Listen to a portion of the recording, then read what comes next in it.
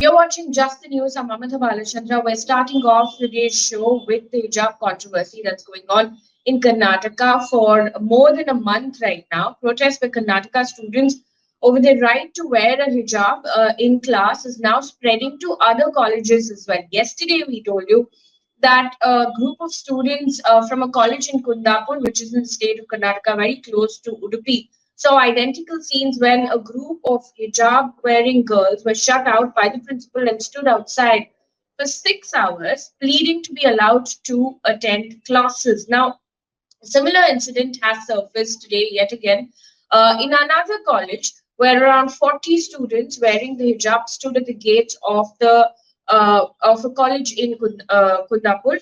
The staff refused to allow them in unless they took off their headscarves. Now, the students demanded to know why the administration had banned the hijab when the rules allow it.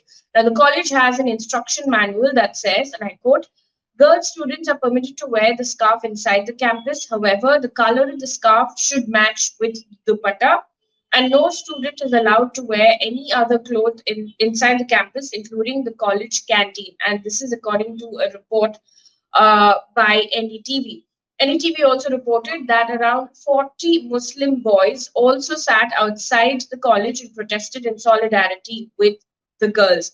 Now, reacting to these incidents that have been going on for more than a month, Karnataka Home Minister yesterday said that children should neither wear the hijab nor saffron shawls when they go to school, even as he directed the police to watch religious outfits in the coastal region where confrontation is brewing. Now, while many students have been banned from entering colleges with the hijab, what's also happening is we saw protests in Udupi and Kundapur and other parts of the state of Karnataka where several students wore saffron shawls to protest against the ongoing protest itself.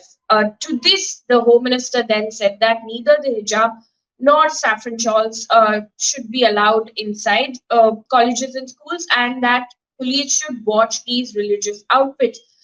He told reporters, and I quote, Children, children don't go to school to practice their religion. They should go to school thinking they're children of Bharat Mata. Inside a school compound, there should not be a hijab or saffron shawls, end quote. Now, similar controversies have cropped up not just in Udupi and Kundapur, but several other colleges in these two districts as well in the state of Karnataka. In fact, a student of Women's Government Pre-University College in Udupi, the first time an incident like this was reported way back towards the end of December, has filed a plea in the Karnataka High Court demanding her right to wear a hijab, and the matter will come up for hearing on the 8th of February.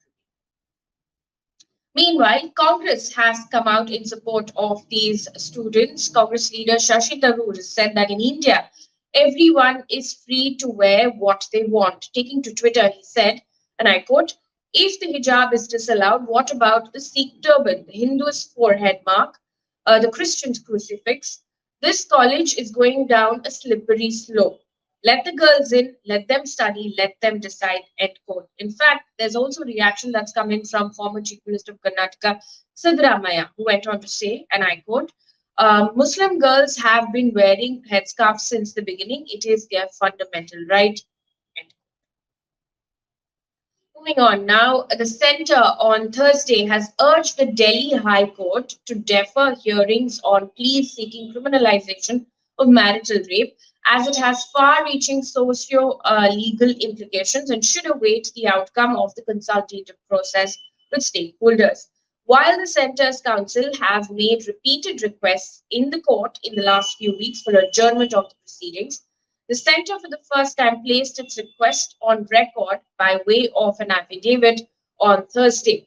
Now, the Centre said that the matter has been pending since 2015, and if it waits for such fruitful exercise, it said, for some time, no prejudice would be caused and it will be possible for the government to assist in the court meaningfully. Also in the news, the Union Health Ministry has told the National Board of Examinations to postpone NEET PG 2022, citing representations received from doctors regarding requests to delay the medical entrance test since it's clashing with the counseling date. Now, the exam was earlier set to be held on the 12th of March.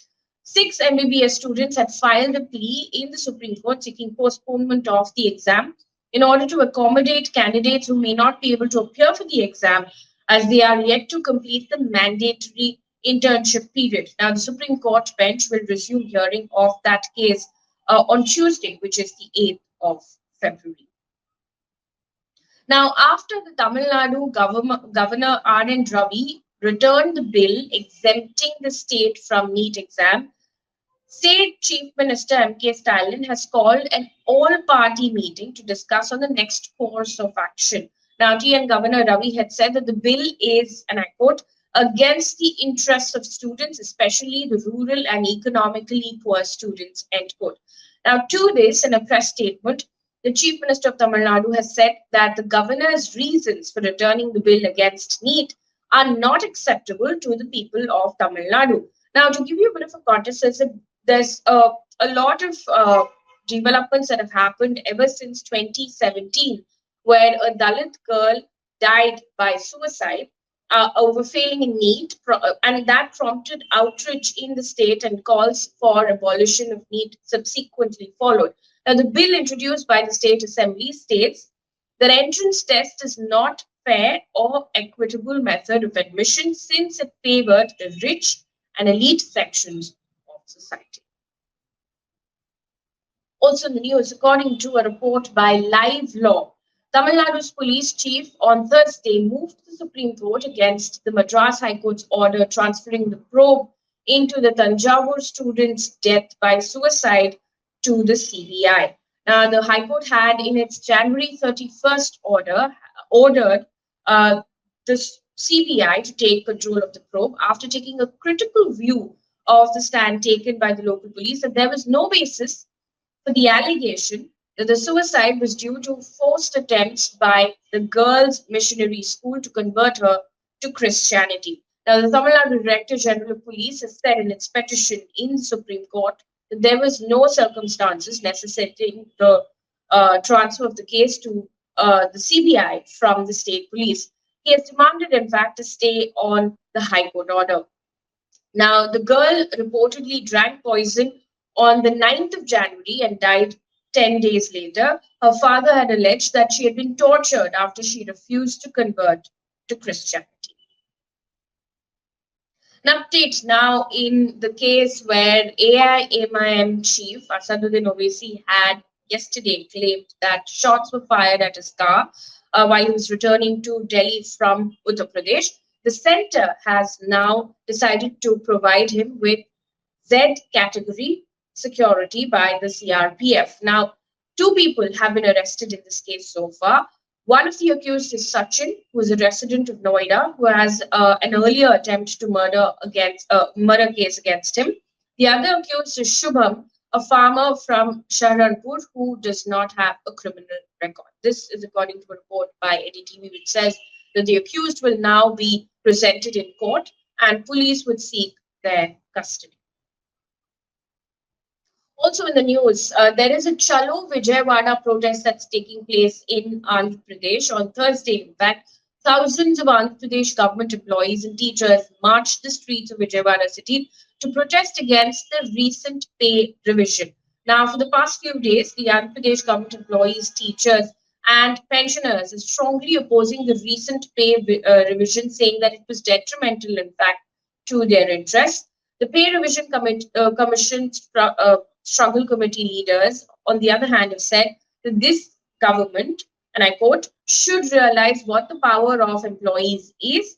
Once we go on an indefinite strike from the 7th of February, the government will only be responsible for any inconvenience caused to people, end quote. Now, the unions have been staging protests for the last couple of weeks, demanding the scrapping of a government order by the YS Jagannath Reddy government fixing new pay scales as per a pay revision, which was announced last month. Also in the news, the Punjab and Haryana High Court on Thursday stayed the Haryana government order of 75% reservation for state domicile in private sector. Now, the court said, and I quote, the core issue is whether any state can restrict employment on the basis of domicile, end quote. Now, the Haryana State Employment of Local Candidates Act 2020, which came into force on the 15th of January, provides 75% reservation in the private sector to job seekers who are domiciled in the state of Haryana. The law also covers private companies, societies, trusts, and partnership firms and applies to jobs that offer a maximum, I beg your pardon, gross monthly salary or wages of up to 30,000 rupees. On to COVID news right now. India has reported 1.49 lakh new COVID cases in the last 24 hours. The positivity rate has in fact gone down to 9.2%. A list of states which are now reporting cases of COVID. Karnataka has reported 14,950 new COVID cases in the last 24 hours. Bengaluru has been consistent with a little over 6,000 daily COVID cases. Kerala has reported 38,684 new COVID cases, and Mumbai, Maharashtra, has also recorded a consistent number of daily cases with a little over 800 cases.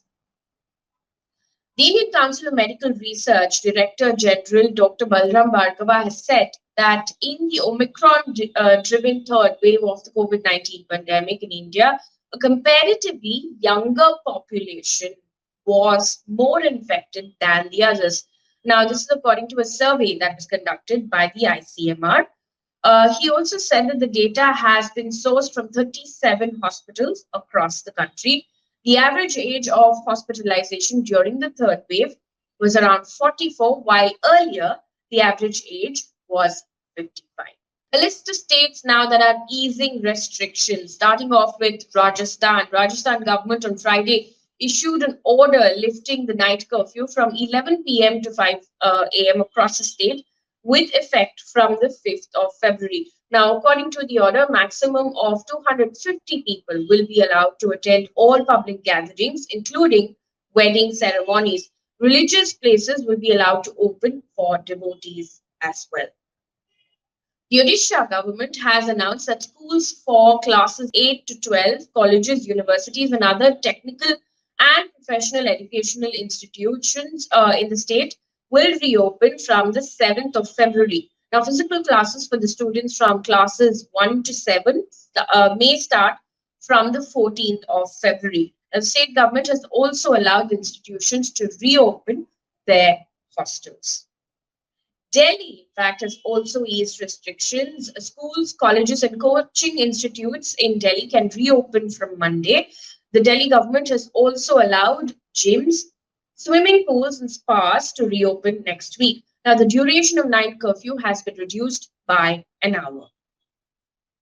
Meanwhile, according to the WHO, the Omicron coronavirus subvariant known as BA.2 has been found across Africa, and countries should sequence more coronavirus samples to the extent of its spread that can be determined. Now, according to a Bloomberg report, a virologist from WHO has said, and I quote, "We're a bit concerned that we have missed some of the BA.2 in some of the samples that we've screened previously," end quote. Now, yesterday, if you remember, in an interview with NDTV, WHO's chief scientist, Dr. Soumya Swaminathan, had said that herd immunity to fight COVID is a foolish idea. Moving on to environment news now, this is the Hindustan Times report, which has said that a parliamentary panel has suggested that the government could ask banks and financial institutions to earmark a share of their investments in the renewable energy sector to meet the growing demand for funds in this sector. Now, in its latest report, the Committee on Energy has noted that India is targeting an installation of 175 gigawatts renewable energy by 2022. Additionally, the union government has also envisaged an additional investment of about 17 trillion rupees, and the country requires about 1.5 to 2 trillion rupees annual investment. And now news coming in from across the world. Our focus continues on the Russia-Ukraine tensions. The US has now claimed that Russia is planning to stage a fake Ukrainian attack that it would use to justify an invasion. Now, it has alleged that Moscow was likely to release a graphic video showing the attack on Russian territory or against Russian-speaking people in eastern Ukraine. Now, Russia, however, denied that it was planning to fabricate an attack, and the US did not provide evidence to support that claim. Now, this has obviously come after the buildup of troops on the border of Ukraine, and that has escalated tensions. Now, Moscow says that they are there for military drills, but Ukraine and its Western allies remain concerned that Russia is planning to launch an attack. Meanwhile, Xi Jinping and Vladimir Putin have now signed a joint statement calling on the West to abandon the ideologized approaches of the Cold War. The two leaders showcased their warming relationship amid a tense standoff with the West ahead of the Beijing Olympics. Now, in a joint statement released by the Kremlin, Putin and Xi called on NATO to rule out expansion in Eastern Europe. Also, in the news, the European Union Commission President said that the EU has prepared a robust and comprehensive package of sanctions to impose on Russia if it continues its aggression towards Ukraine. Now, the Nord Stream 2 pipeline that would send Russian gas to Western Europe is also part of this sanctions package. On to sports news right now, Beijing's Winter Olympics has kick-started today and will end on the 20th of February. This comes amid COVID and diplomatic boycotts that have been called by several countries, including the US, Canada, and Australia. Now, yesterday, if you remember, India had said that it would not attend the opening or closing ceremony of the Beijing Winter Olympics. This was after China made a PLA soldier involved in the Galwan Valley clash as a torchbearer. Now, India described China's choice of that PLA soldier as regrettable. And one piece of good news before we wrap up things here on this bulletin, Indian Institute of Science, based in Bengaluru, on Thursday said that it installed and commissioned one of India's most powerful supercomputers called Param Pravega under the National Supercomputing Mission. Now, the system has a total supercomputing capacity of 3.3 petaflops, which means one petaflop equals a quadrillion operations per second. Now, these systems have greatly helped faculty members and students carry out major R&D activities, including developing platforms for genomics and drug discovery. That brings us to the end of this bulletin. Thank you so much for watching.